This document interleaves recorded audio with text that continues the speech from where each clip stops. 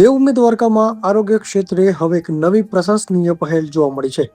શ્રી ગાયત્રી પરિવાર ટ્રસ્ટ મુંબઈ દ્વારકા દ્વારા વિનામૂલ્યે આયુર્વેદિક સર્વરોગ નિદાન કેમ્પ અને સારવાર કેમ્પનું ભવ્ય આયોજન કરવામાં આવ્યું હતું.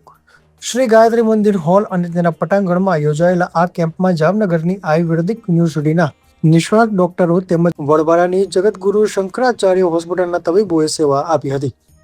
દ્વારકાની આસપાસના વિસ્તારોમાં અનેક લોકોએ આ કેમ્પનો લાભ લઈ આયુર્વેદિક માર્ગદર્શન અને સારવાર મેળવી હતી. Bureau report Hothiba Sumaniya, Okha. નમસ્કાર, મારું નામ વૈદ્ય સાગર પિંડે છે. હું એક કોમારવૃત્ય ફિઝિશિયન છું, જે ITRA જામનગર એટલે કે institute of teaching and research in Ayurveda Jamnagar માં કાર્યરત છું. જે આજરોજ ગાયત્રી પરિવાર સંચાલિત જે ટ્રસ્ટ છે એના દ્વારા એક નિઃશુલ્ક સર્વરોગ નિદાન ચિકિત્સા કેમ્પનું આયોજન કરવામાં આવ્યું હતું, જેમાં આયુર્વેદ પદ્ધતિથી વિવિધ રોગોની સારવાર અને ચિકિત્સા કરવામાં આવી રહી છે. જામનગરની institute of teaching and research in Ayurveda સંસ્થા દ્વારા આ કેમ્પમાં અલગ અલગ નિષ્ણાત ડૉક્ટરો અને નિઃશુલ્ક દવા આપવા માટેની વ્યવસ્થા કરવામાં આવી છે.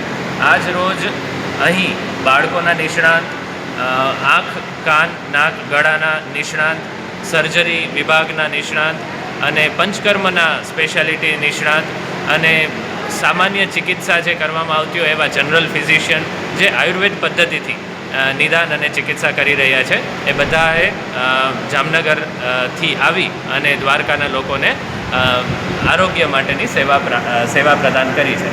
અને દ્વારકાના લોકોએ આનો ખૂબ જ બહોળા પ્રમાણમાં લાભ લીધો છે. એના બદલ એ લોકોને ખૂબ ખૂબ ધન્યવાદ. જય હિન્દ, જય ભારત.